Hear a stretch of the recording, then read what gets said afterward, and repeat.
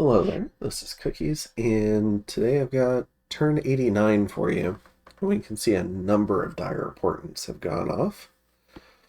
So let's see how this global landscape has evolved. So first up, we have Enchanted Forest by Pyrene. Then we create a golem. We get some storm demons, and then another global goes up. And we have Vengeful Waters by Pyrene.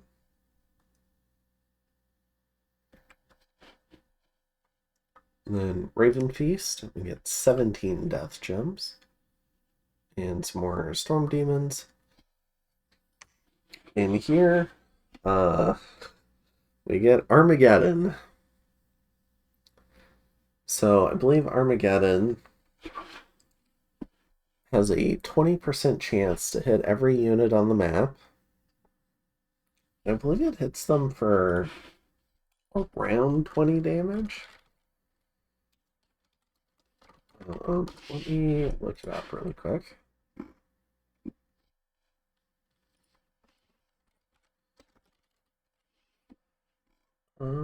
Let's see. Yeah, so every province on the map loses 20% of its population, and every unit on the map has a 20% chance of being hit with an armor-piercing attack of base damage 15 plus DRN.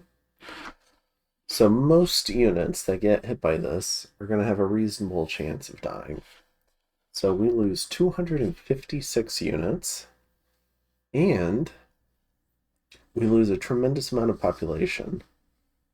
Now this serves a couple of purposes, and I think it's fairly obvious who cast this. At least I believe so. So I believe this is Zan casting this as Vanarus, and that's because he has a tremendous gem income advantage, and because Pyrene and Nabaa, his two primary competitors, are both blood nations. Now he's also a blood nation, but he doesn't need as much blood to power blood sacrifice as we do to summon all of our demons. So he's trying to turn this into a gym game where he has the advantage and where his gym economy would be roughly equal to both Pyrene and I's put together. So this would enable him potentially to live through a coalition war. So we have, out of Pyrene, we have Enchanted Forests and Vengeful Waters, and out of Vanarus, we have Armageddon. Now, after that, we go ahead, we pick up a Shaitan and a Freet, another Infernal Tempest, so maybe another 12 Storm Demons.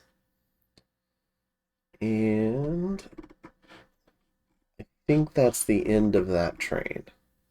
The worldwide event is again Kata continuing to escalate.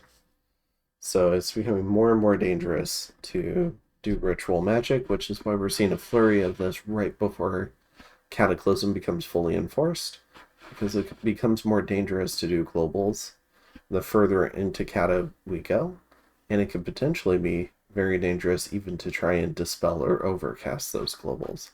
So it's a way to put powerful game-winning globals into effect while preventing opponents from being able to counter those effects. You can see it has a dramatic impact on our blood hunting. So our blood hunting gets absolutely pulverized. Additionally, we have a Mukarib attacked by 2 belly moths. He does not have a chance in hell. Again, belly moths, 5 attacks. I'm not sure what this one does, but this has a weakness and then an additional weakness effect. So then it does a fair amount of damage as well. Alright. And then we go ahead and we move to assassinate the other knight commander, the diseased one. We're not willing to wait. Want these knights gone. Alright. And then we go ahead and clear out the knights. So this is another scout. You can see they have no commanders, so they just retreat. Alright. And then we go ahead and we storm Agartha. There's no one inside now. And we get attacked by enchanted forests.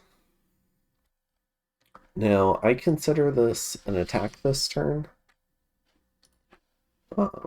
This is a Ivy King.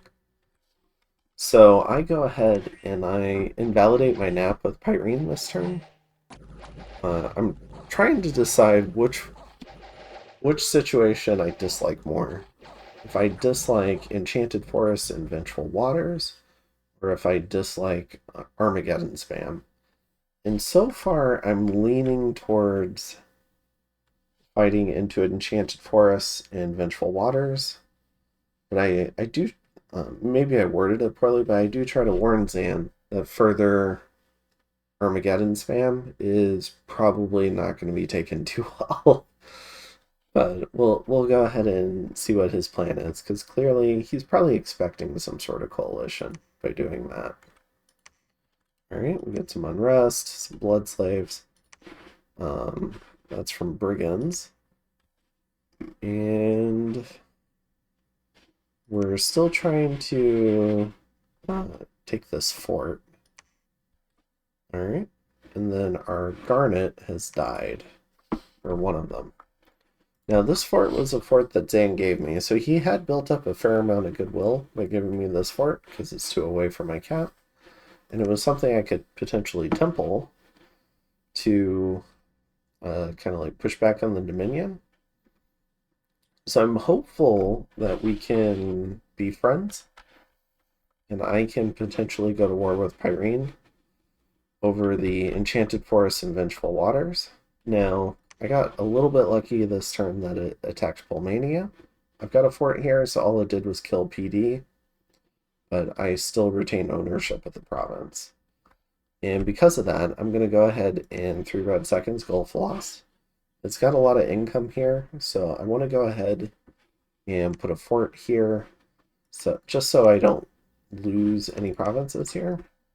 This is the only forest that I border from Pyrene, so as long as I keep Dominion, I don't actually have to worry about Enchanted Forests outside of these 3. But I was still looking forward to fighting Pyrene. One, because he's in the... I think he's in the first position, because he has the throne lead super late in the game. And 2, I also really wanted to fight his Demon Knights. I wanted to try and fight that challenge. I thought it would be a good challenge. Late game MA Pyrene and all of the different tools it has. Sorgina, Ackerbelt, Demon Knights, potentially Storm Demons, all sorts of stuff. It was a war I was looking forward to. Just because it would be challenging. And I'm not particularly in a position to win this game, but I do plan on staying active in this game. So I've just gotten my first throne, and I've got to fight somebody to pick up more thrones. So at the moment I'm looking at Pyrene, specifically Villaveros. Alright, so that's kind of what my thought process this turn. Additionally, we can take a look at the globals here. And from what I've been told, Vanarus also tried to put up Enchanted Forest this turn, but it bounced off of Pyrene's cast. So we still have an empty global slot. And this empty global slot, so this this other cast by Vanarus must have come up after this one, but before the Armageddon, so it bounced. And then Armageddon killed my Eternal Pyre caster. So out of all the Malika I've got, which is, I think 36 Malakat, I think maybe one or two died. And of those one or two that died, the one with Eternal Pyre died. Now, I probably could have maybe tried anticipating something like that. And probably given her a hat of some kind. Kind of like what I did for this one. Because I empowered her in death. But I guess I didn't, or I didn't give her enough. And she went ahead and died. So we do lose Eternal Pyre, so there is an empty global slot this turn. So we need to get ready for war, because we're going to be fighting someone. We can't just... This situation is not going to get better. So as soon as I get here, we're not going to be able to send as much to this throne as I wanted. We're sending the Sahir, the vampires, and some of the earth mages for petrify. But a lot of the flying mages that wouldn't take as long to get back, like Shaitan and Freet, they're all in this Archdevil. They're all going to start flying up and out of the cave system so that I can use them on the strategic map either against Pyrene or Vanarus. Right now I'm thinking Pyrene. So I've invalidated the nap, or I believe I'm counting down the nap. I thought about doing both, and then we chat, and then I think I end up setting it to just being a countdown. And we're going to keep open those lines of communication, because we're pretty friendly, but not a very big fan of those globals. But fortunately, he hasn't been dom pushing me. Pyrene does have blood sacking, but he hasn't been pushing Dominion the same way that Zan has. So if Zan had put up those globals on me like he wanted to, like that Enchanted Forest, it would be a lot worse. But I would almost certainly just have completely invalidated the nap. We'd be fighting right now. So that's not the case yet, even though that was his intent. This lady got hit by Armageddon, got a disease, and is down to 1 hit point. I'm going to go ahead and try to do Pyrocatharsis.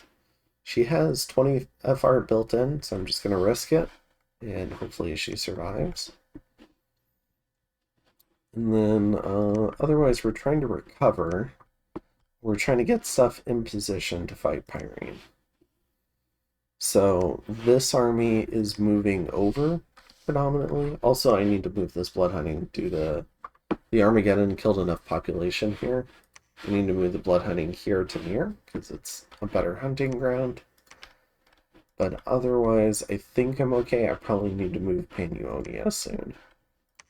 But otherwise, stuff is generally moving towards the Pyrene front. You can see from all these arrows. So that's kind of the goal there. In terms of recruitment, Armageddon killed a lot of our gold income. So a lot of our recruitment is just going to be finishing off recruitment. You can see income is still above upkeep, but it's definitely not where it was last turn, I'm pretty sure. In terms of what we're doing this turn, I think that 3 red seconds was most of our blood income. And other than that, the other big things we're doing is, I think we've got some golems somewhere. Oh, another I guess impact of Armageddon was my golem moving to King's Tomb Desert got hit. He had a ring of returning, so he actually went back to the capital. So he's going to go ahead and empower and glamour. And I think the one... I thought I had another golem over here. Yeah, this golem over here, I think he's going to empower in blood. Although they might both be empowering in blood. Let me see. Yeah, this one's in blood, actually, not glamour, like I thought. And this one's also in blood, yeah. So, whoops, sorry. hitting the mic there. So we've got double blood and powers, and then the 3 red seconds.